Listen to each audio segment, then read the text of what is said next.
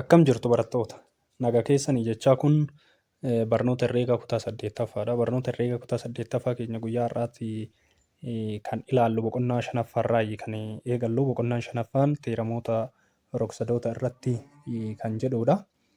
As keessatti teeramoota rog-sadoota irratti kan jedhu kana keessa boqonnaan kun qabxiilee gurguddoo yookiin immoo mata dureewwan ijoo ta'an 3 of keessaa qaba. Isaanis tokko jalqaba irratti safaroota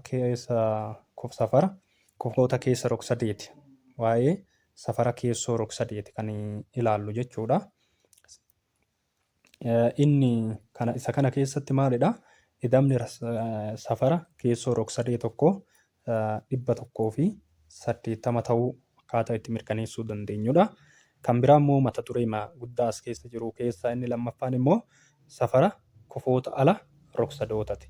Inni tokko kan keessaa inni yoo tokko immoo kan alaati. Inni kutaa 8ffaa keessatti immoo ilaallu waa'ee gosoota rog-sadee keessaa waa'ee safara rog-sadee qofa sirriiti jechuudha. Akkasumas immoo waa'ee teeramii Yuukiliidii fi teeramii Paayitaagoras irratti kan xiyyeeffate waa'ee rog-sadee irratti yaadota isaan kennaa turan kan ilaallu jechuudha boqonnaa kana keessatti. Haa ta'u garuu immoo kallattiidhaan guyyaa har'aa kan nuti ilaallu waa'ee rog-sadootaa fi deebii Gilgaala waa'ee dhimma rog-sadee jalatti yookiin immoo 5.1 safara kufoota keessa rog-sadee kan jedhu kana waliin ilaalla jechuudha. Mata dureen kun kutaa 7ffaas akkasumas immoo kutaa 5ffaa kana dura barattanii jirtu waa'ee rog-sadeedha.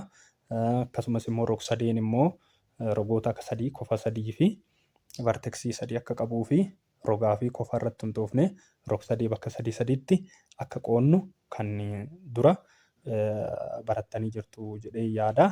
Akkasumas immoo kallattimaanii waa'ee dhimma rog-sadee mata duree kana jalatti yoo kan ilaallu taate idamni kufoota keessoo rog-sadee tokko 180 jenne isa kana akkamitti 180 ta'uu isaa mirkaneessine isa jedhuu fi waa'ee dhimma hojii garee 5.1 kana waliin kan ilaallu ta'a jechuudha. Inni kunis maalidha?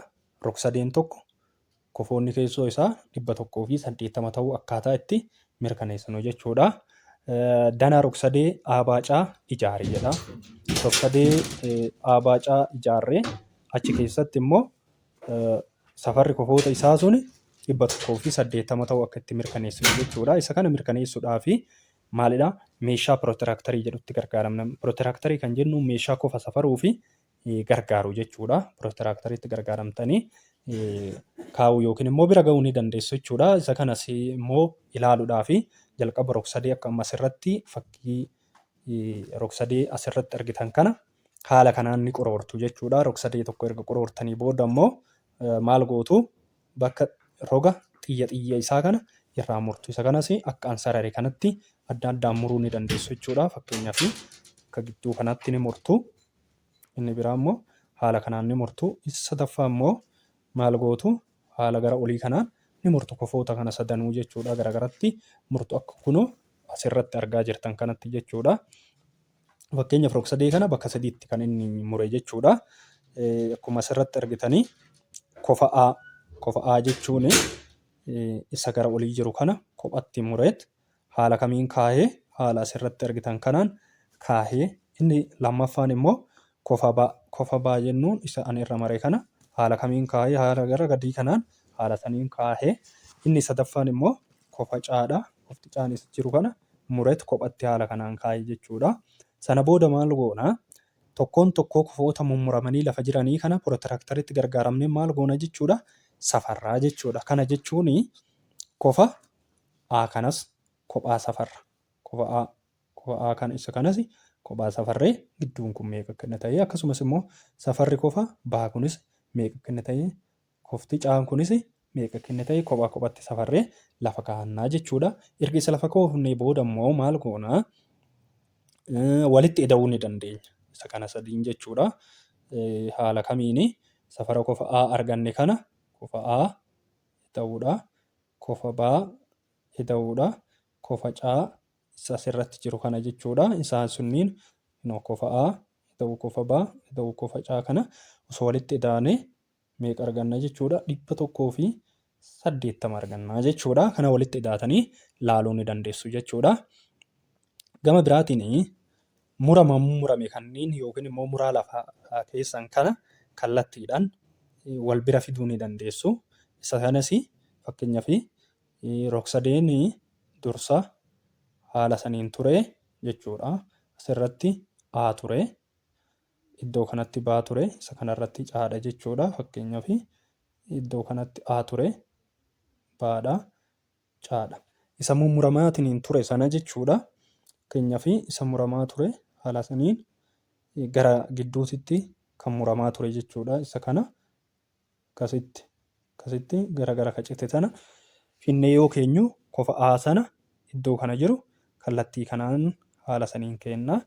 Kan as baa jiru kanammoo ol garagalchinee yoo kennu jechuudha. Haala saniin kan C'aa jiru kanammoo kallattii gara mirgaa kana garagalchinee yoo kennu haala kanaan qabata jechuudha. Asirratti waa'ee kofaa barattanii jirtu waan ta'eef rogni yookiin immoo sararri qajeelaan haala kanaan daafaa jechuudha. Daafaa yookiin sararri qajeelaan kun gosoota kofootaa keessaa kofa qajeelaa isa jennuun sana jechuudha. Kan safarri kofa isaa 180 uumedha waan ta'eef kallattii maanii kofa A kana, kofa B fi kofa C kana yoo walitti daane hidhamni isaanii 180 dhufa jechuudha. Isa kana irratti hundaa'e ta'ee fakkeenyaaf kofoota gara olii jiran kana irratti hundoofte gaafilee gara gadii kana deebisuu ni dandeessa. Fakkeenyaaf A irratti yookiin immoo shanaffaa kana keessaa tokkoffaa hidhamni safara kofoota A, B fi C meeqa ta'a jedha. Isa kana jechuudha. Erga safartee booda meeqa akka inni ta'u ilaali jedha. Lammaffaa irratti immoo safarri kofa qajeelaa digirii meeqadha jedhee si gaafate. Asitti yoomiyyuu kun beekamaadha. Safarri kofa qajeelaa yoomiyyuu digirii 180 jechuudha. Sadaffaa irratti immoo tarkaanfilee armaan olii irratti hundaa'uudhaan hidhamni safara kofoota keessa rog-sadee maal jechuu dandeessa isa jedhuu fi kanaafuu as keessatti maalidha? Safarri kofoota rog-sadee tokko 180 akka inni ta'e ilaaluu dandeenya jechuudha. Sadan isaa haala amma armaan olii kana pirootirakteriitti gargaaramtanii argachuu ni dandeessu. Inni biraa asirratti danaa kana fakkeessii erga fakkeessitee booda immoo maal akka inni dhufu wal qabsiisedha. Isa kana shaakaluu ni dandeessu. Kaayyoon isaanii rog-sadee tokko kofoonni keessoo isaa 180 ta'uudha kan inni isaan argisiisanii jechuudha. As keessatti kaayyoon inni guddaan hidhamni kofoota keessoo rog-sadee tokko 180 ta'uu isaa akkaataa itti mirkaneessinu jechuudha. Teeramii 5.1 teeramii hidhama safara kofoota keessa rog-sadee jedha. Hidhamni safara kofoota keessa rog-sadee kamiyyuu 180 jedha. San tokko tokkoon mirkaneessuudhaa fi fakkeenyaaf akkuma asirratti argaa jirtanii jalqaba rog-sadeetu ture. Rog-sadeen jalqaba kana ture. Rog-sadeen kun rog-sadee A, B fi C'dha. A, B, C'dha. Rog-sadee A, B, C jechuudha. Rog-sadee kanatu ture. Safarri kofa keessaa yookiin kofoonni keessaa kun lakkoofsan hin kenne qubee xixiqqaadhaan kaa'ee jechuudha. Isaanis eenyuun turani? A ture, B'dha, C'dha jedhe. Akkuma asirratti argitan kana jechuudha. Sana booda kan barbaadamu immoo yookiin immoo kan barbaannu maalidha? Safarri kofa A hidhuu B fi C'aan kun walqixataa 180 ta'uudha kan deemnuuf jechuudha. Isa kana immoo argachuu fi maal jedha asirratti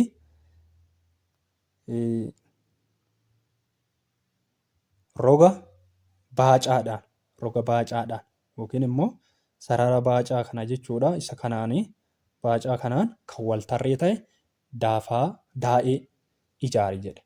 Akkuma asirratti argaa jirtan kana haala kanaan inni ijaarame jechuudha. Daa'een tuqaa ciccitaa kanaan kan ijaarame tuqaa A keessa yookiin immoo vertiksii A keessa kan bahu jechuudha. Inni kun gaafa ijaaramu kofa sadiitu asirra jira jechuudha. Kofni sadiin suni kofa A kan jennuun kofa A kan jennuun guutuu asii hanga asii jechuudha. Isa kana meeqatu jira? Asitti kofti E'n jira, kofti A'n jira, kofti D'n jira jechuudha. Isa kana jechuun amma asirratti akkuma ka duraati gaggaragale malee jechuudha. Kofa E, kofti A fi kofti D'n immoo idamni isaanii 180 jechuudha. Asirratti kan nu hubannu jechuudha. Gaafa sarara waltarree kan baacaa wajjin waltarree ta'e daa'ee gaafa ijaarru jechuudha. Asirraa jechuudha. Isa kana kan nuti hubannu jechuudha. Haaluma saniin deemnee asirratti rog-sadee sana keessatti jechuudha kitaabarraa ilaaluu ni dandeessu. Safarri kofa baa baama. Safarri kofa caa immoo caadha. Safarri kofa baa'aa caa baa'aa caa. Sababni inni achirratti jedhee fi safara kofa A wanni inni hin jennee fi kofti A waa sadi qabata. Akkasuma asirratti argitan jechuudha. Kofti eenyu? Kofti Aana. Kofti Aan sadi qabata. Kanaafuu kofa Aan jennuun asitti kofti kophaa kan as keessaa kan nuti moggaasu ni dandeenyu. Kofti baa A caa jechuun inni kun asii ol deemee akkasitti gidduun kun jechuudha. Safarri isaa A'dha jedhe. A jedheet adda baase akkuma asirratti argaa jirtan kana A'dha.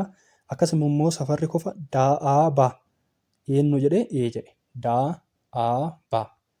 Inni san immoo yoo ilaallu daa'aa ba jedhe.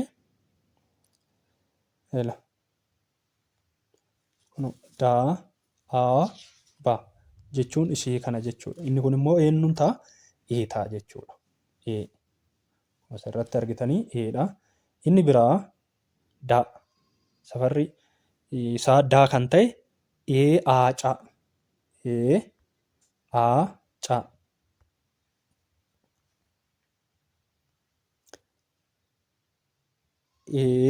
Aa caa jechuun gidduu kana jechuudha. Gidduun kun daadha jedhu. Isaan kun guutuun kofa A irratti uumamanii jechuudha. Kofa A yoo jenne guutuu isaa kana waan ta'eef kophaa kophatti addaan baasee jechuudha. Isa kana sirraan hubattoodhee yaada. Kallattiin isa kan kaayyoon nu deemnuuf idamni kofoota keessoo rog-sadee 180 ta'uu mirkaneessuudhaaf waan ta'eef sana booda akkuma dura isiniin jedhe safarri kofa E kan ta'e, baa kan ta'e, A kan ta'ee fi daa kan ta'e yoo walitti daanu 180. Inni kunis maalidha? Sirraa akkuma argaa jirtan kana kun kan dura laallee wal fakkaata gadi naanna'e malee jechuudha. A fi daa kana yoo walitti daane maal ta'a? 180 jechuudha. Jara kana sadii walitti yoo daane eenyuun ta'a? 180 ta'a jechuudha. Asirratti lammaffaa irratti immoo maal jedhee? Baa fi E walqixa jedhe. Caa fi daan immoo walqixa jedhe. Maalidhaa? Seera kamiin walqixa ta'uu? Isaan kunniin kofoota keessan cinaachaa jedhamu jechuudha. Kofoonni keessan cinaachaa yoomiyyuu walitti galoodha.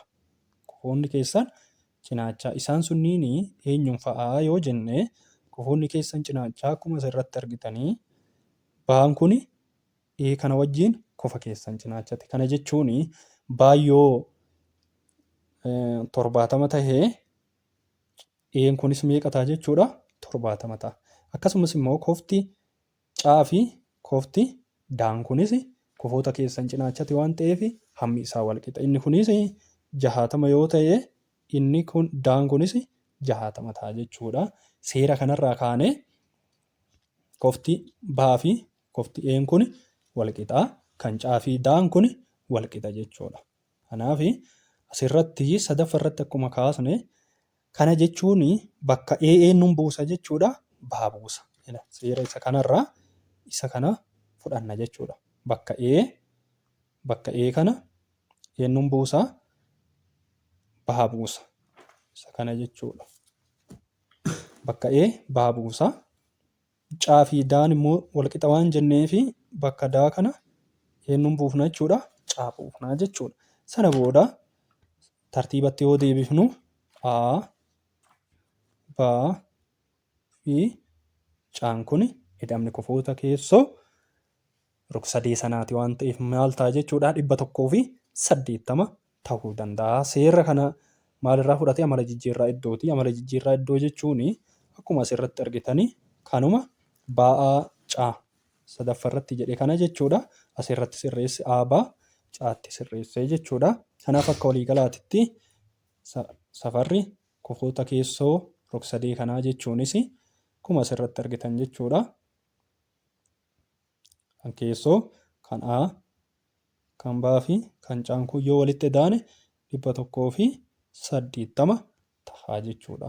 Kan nuti asirraa hubachuu dandeenyu jechuudha. Kanaafuu ida'amni safara kufoota keessoo rog-sadee kamiyyuu 180 akka ta'e asirraa hubachuun ni danda'ama. Fakkeenya kenname kana irratti hundaa'uun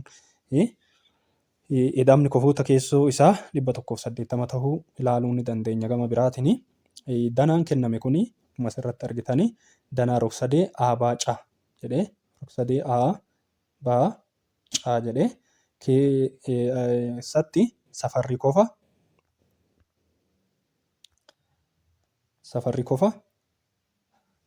A B 4 paayi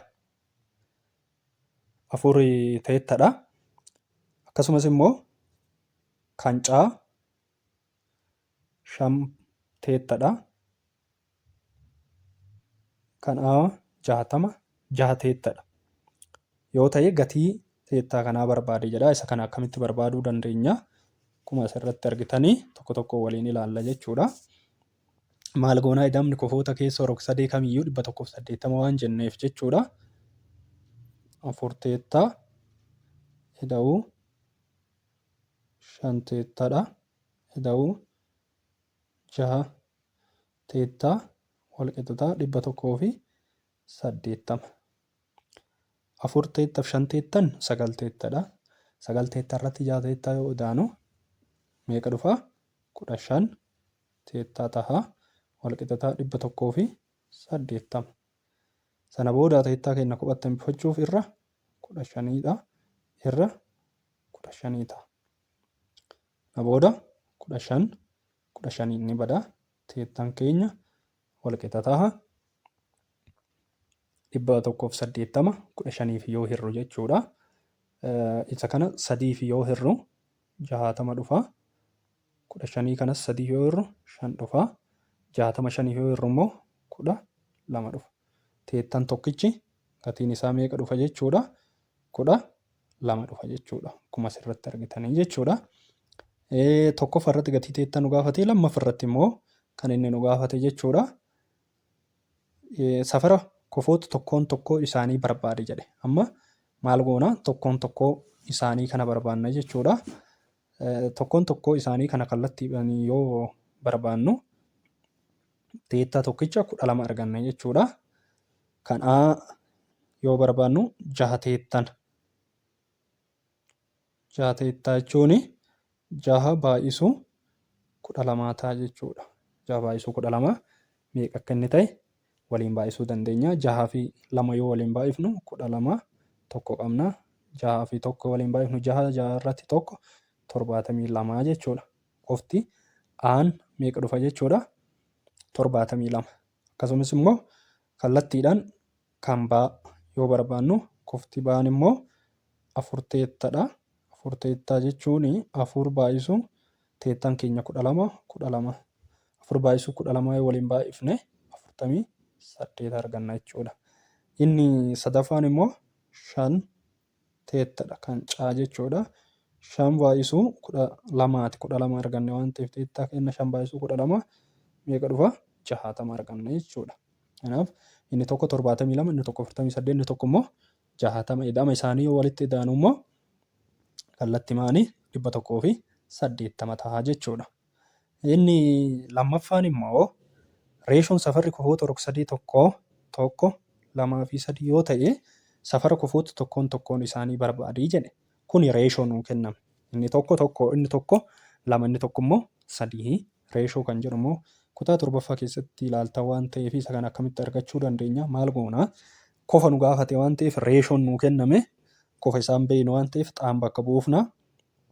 Sanis tokko xaa ida'uu lama xaa ida'uu sadi xaa walqixxataa kofa nu gaafate waan ta'eef 180 ta'a jechuudha. Sana booda tokko xaa fi lama xaa walitti daane sadii xaadha. Sadii xaa fi sadii xaa walitti daane 6 xaa argannaa walqixxataa 180 ta'a jechuudha. Xaa kophaatti hambisuuf irra 6 6 hin bada. Kana booda 180 6 yoo hirru meeqa dhufa? 30 dhufa jechuudha. Kanaaf 30 arganna. Kan nu gaafate garuu maal jedhee tokkoon tokkoo kofoota kanneenii nu gaafate waan ta'eef maal goonaa 30 arganne amma as keessatti gatii xaa keenya 30 arganne waan ta'eef reeshootti galchinaa jechuudha. Kanaafuu tokko xaadha walqixxataa tokko baay'isuu 30 gatiin xaan keenya 30 waan ta'eef kofti tokko 30 ta'a. Inni lammaffaan immoo lama kan reeshoo lammaffaadha. Lama xaa walqixxataa jechuun lama baay'isuu xaatii lama baay'isuu xaan keenya 30 walqixxataa 60 arganna jechuudha. Inni itti aanu immoo kan sadii xaati yookiin immoo kan sadii jechuudha. Sadii baay'isuu 30 gatiin xaan keenya 30 waan ta'eef meeqa arganna? 90 jechuudha. Kanaafuu tokkoon tokkoon kofoota as keessa jiranii kan reeshoo kan tokko 30 kan lama immoo 60 kan sadii immoo 90 ta'a jechuudha. Kanaafuu kofoonni kunniin 30 60 fi 90 jechuudha. Gilgaala 5.1 yoo waliin ilaallu jechuudha. Yoo safarri kofoota keessa rog-sadee tokko 2 beettaa 3 beettaa fi 4 beettaa ta'an tokkoon tokko safara kofa rog-sadee kanaa barbaade jedha. Maal goonaa? Isa kana argachuu fi haalli nuti ittiin fayyadamnu 2 beettaa ida'uu 3 beettaa ida'uu 4 beettaa walqixxataa kofa nu gaafate waan ta'eef 180 ta'a. 2 fi 3 5 fi 4 9 beettaadha. 9 beettaa walqixxataa 180 ta'a. Beettaa keenya kophatti hambisuuf 9 irraa asisi 9 irraa kanaaf beettaan keenya 9 hin bada 180 9 yoo hirru immoo 20 ta'a jechuudha. Beettaan keenya 20 sana booda tokkoon tokkoo isaa sana irra deebineet ilaallaa jechuudha. 2 beettaadha walqixxataa 2 baay'isuu beettaan keenya kan nuti arganne 20 jechuudha. 2 baay'isuu 20 40 kofni tokko 40 inni itti aanu immoo 3 beettaadha. 3 beettaa jechuun 3 baay'isuu beettaan keenya 20 3 baay'isuu 20 immoo 60 ta'a jechuudha. Inni itti aanu immoo kan 4 beettaati. 4 beettaa jechuun walqixxataa 4 baay'isuu beettaa jechuun beettaan keenya 20 ta'a. Beettaan keenya 20 4 baay'isuu 20 immoo 80. Kanaaf tokkoon tokkoo kofoota kana 40 60 fi 80 ta'a jechuudha. Gaafni inni lammaffaan immoo rog-sadee tokko keessatti safarri kofoota tokko 30 fi safarri kofa lammaffaa immoo si'a 2 safara kofa sadaffaa ta'a. Safara kofoota rog-sadee kana maraa barbaade jedhee kofa 3tu jira. Kofoonni 3 jiran 1 2 3 as keessaa tokko nuu kenne meeqa kenne? 30. Lammaffaan beeyne xaa sadaffaan beeyne yaa jennu. Garuu as keessatti maal jedhee safarri kofa lammaffaa immoo si'a 2 isa sadaffaa ta'a jedha. Kana jechuun xaan kun jechuudha harka 2 eenyu ta'a jechuudha yaa. Kana jechuun xaan eenyu wajjin walqixa ta'a jechuudha 2 yaa wajjin walqixa ta'a. Kanaafuu wantoonni 3 kennaman sun eenyuun fa'a kofti tokko kenname 3 tokko xaa hin beeynu jennee bakka xaan sun immoo 2 yaa wajjin walqixa 2 yaa fi inni sadaffaan immoo yaama jennee fudhanna jechuudha. Kanaaf safara kofoota rog-sadee kanaa mara barbaade jedhe waan ta'eef maal goonaa 30 ida'uu 2 yaa ida'uu yaan walqixxataa 100 fi 80 jennee fudhanna. 30 jiraayyuu 2 yaa fi yaa kana yoo walitti idaanu 3 yaa ta'a. Kanaafuu 30 ida'uu 3 yaa walqixxataa 100 fi 80 ta'a. Sana booda 3 yaan walqixxataa 100 fi 80 hir'isuudha. Inni kun ida'uu waan ta'eef gama yoo darbu 30 ta'a. Kana booda 3 wal qixa ta'a 180 irraa 30 hir'isuun 150 ta'a. Kana booda yaa keenya qubattifachuuf irra 3 yaan keenya wal qixa ta'a 153 yoo hir'u 50 jechuudha. Kanaaf yaan keenya meeqa ta'a jechuudha? 30 ta'a. Ammas hin xumurre kofa tokkotu kennamee lama nu gaafate waan ta'eef as keessatti kofni tokko 30 jedhe inni lammaffaan immoo isa sadaffaa si'a 2 ta'a waan jedheefi maal goona 2 yaadhaa fi yaatu jira. 2 yaa jechuun gatii yaan keenya 50 arganne waan ta'eef 2 baay'isu 50ti. Inni kun meeqadha? 100 ta'a. Inni sadaffaan immoo yaa qofa waan ta'eef 50 ta'a. Inni tokko 30, inni tokko immoo 50, inni tokko immoo 100 walitti wadaan immoo 180 ta'a jechuudha. Tokkoon tokkoo kofoota kanaa meeqa kan inni jedheef jechuudha. 30 kenname inni tokko inni lammaffaan 100 inni sadaffaan immoo 50 ta'a jechuudha. Gaafii sadaffaan immoo reeshoon safara kofoota rog-sadee tokkoo 5, 6 fi 7 yoo ta'e safara kofoota tokkoon isaanii barbaade jedhe. Kunis amma reeshoo kenne waan ta'eef gaafii kana gabaabumatti walitti daanee argachuu ni dandeenya jechuudha. Innis 5 xaa ida'uu 6 xaa ida'uu 7 xaa walqixxataa 180 inni fudhanna. 5 xaa fi 6 xaanii 11 xaa 11 xaa fi 7 xaan immoo 18 xaadha.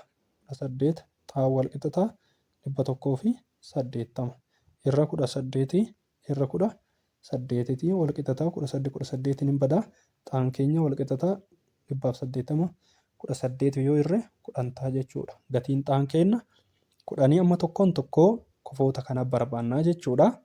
Gatiin keenya xaa keenya 10 waan ta'eef kan 5 yoo barbaannu 5 xaan walqixxataa 5 baay'isuu 10ti. Walqixxataa 5 baay'isuu 10 jechuun 50. Inni itti aanu immoo 6 xaadha. Walqixxataa 6 baay'isuu 10ti. Walqixxataa 60 ta'a. Inni sun immoo 7 baay'isuu 7 xaan immoo 7 baay'isuu 10ti. Walqixxataa 70 ta'a jechuudha. 50 fi 60 110 110 fi 70 immoo 180. Kanaafuu rog-sadeen kun sirriidha waan ta'eef reeshoon isaanii tokkoon tokkoo kofoota isaa 50, 60 fi 70 ta'a jechuudha. Inni afuraffaan immoo rog-sadeewwan armaan gadii irratti hundaa'uudhaan gatii xaa fi safara kofoota tokkoon isaanii barbaadi jedha. Isa kana yoo barbaannu immoo maal goona? Tokkoffarra kan jiru kofoota keessooti waan ta'eef walitti edaana. Inni kunis haala kamii walitti edaana?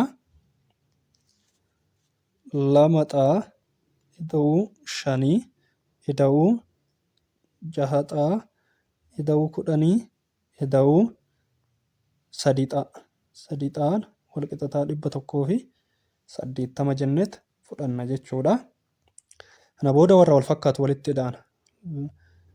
2 xaa 6 xaa fi 3 xaa walitti edaana. 2 xaa fi 6 xaan 8 xaadha. 8 xaa fi 3 xaa yoo walitti edaanu immoo 11 xaa ta'a ida'uudha.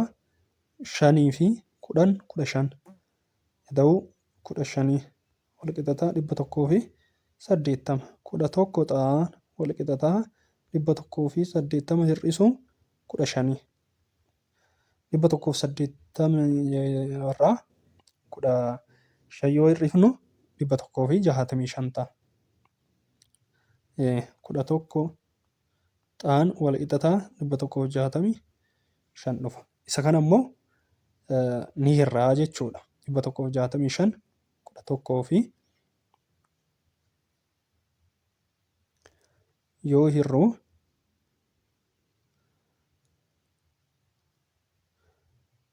16 11 yoo hirru tokko gaha. 11 irraa hir'isna 5 ta'a.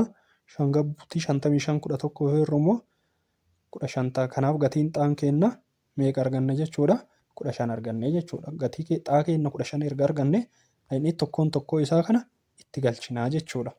Isa saala kamiin itti galchinaa? 11 erga arganne bakka xaa kana 11 galchinaa. Innis maal ta'a jechuudha? 2 baay'isuu 15 ta'uu 5 ta'a. 2 baay'isuu 15 30 30 ta'uu 5 35. Isa kanas bakka kanas ni galchinaa jechuudha. Innis 6 baay'isuu 15 ta'uu 10ti. 6 baay'isuu 15 90. 90 ta'uu 10 dhibba. Inni 3 xaa kun immoo inni kun jechuudha. 3 xaa kun immoo 3 baay'isuu 15ti. Inni kun immoo 45 arganna jechuudha. Tokkoon tokkoon isaa haala kanaan guunnaa jechuudha. Kan lammaffaa immoo fakkeenyuma kanarraa kaatanii hojjechuu ni dandeessu. Kan itti aanu fiigaa fi shanaffaa fakkeenyuma kennameen kana dura fakkeenyuma gara oliitti hojjannee ilaaltanii guutuu ni dandeessu. Egaa guyyaa irraa kallattiimaan kan nuti ilaalle waa'ee teeramoota rog-sadoowwanii keessaa waa'ee rog-sadeeti. Rog-sadeen tokko hidhamni safara kofkuta keessoo isaa 180 akkamitti akka inni ta'uu danda'uu fi waliin kan ilaalle jechuudha. Mata duree itti aanu keessatti immoo safara kofa ala rog-sadee tokkoo maali kan jedhu kallattiimaan kan waliin ilaallu ta'a. Egaa kan guyyaa irraa kana fakkaata. Galatooma.